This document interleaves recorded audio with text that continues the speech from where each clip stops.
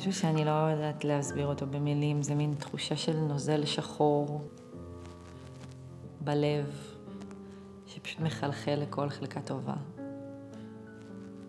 אני לא אוכלת בכלל, אני כמעט ולא ישנה, ירדתי משמעותית במשקל, אני באחוזי תפקוד מאוד נמוכים בחיי, אני כמעט ולא מצליחה לעשות משימות פשוטות.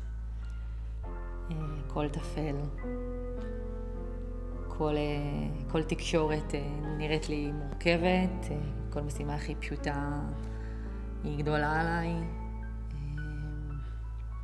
ואני משתדלת לצלוח את דרכי בין הטיפות. אני מרגישה שאני נורא לבד.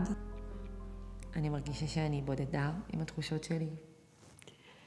ואני מרגישה שכשאני עצובה אני הכי לבד.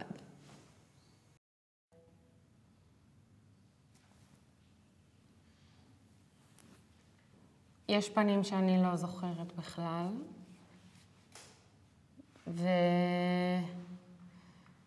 ויש פנים שנשארו איתי, או של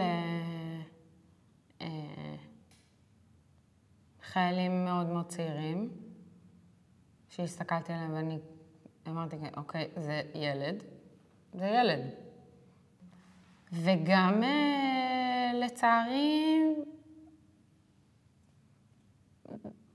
תמונות גרפיות קשות. כן, בטח שאני פוחדת.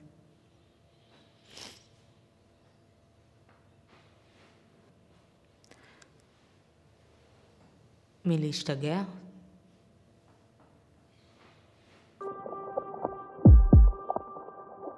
אני לא פוחדת מהמוות.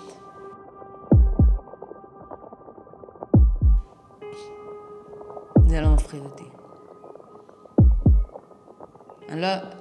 אני לא אגיד, אולי אני כן אגיד, שאני קצת מחכה לזה, לא בקטע אובדני, בקטע של סקרנות, אבל אני לא מפחדת מזה. זה לא משהו שיכלתי להגיד לפני 7/10 למשל. חזרתי מהמילואים הפוכה.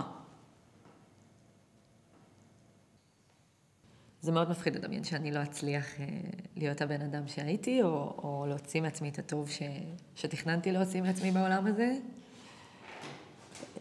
זה מפחיד. לחשוב שהסדק הוא עמוק מדי בשביל שאני אצליח להתגבר על זה. וזה קורה, זה קורה. זה הימים שבהם אני לא מצליחה להתרומם, כי אני אומרת, אוקיי,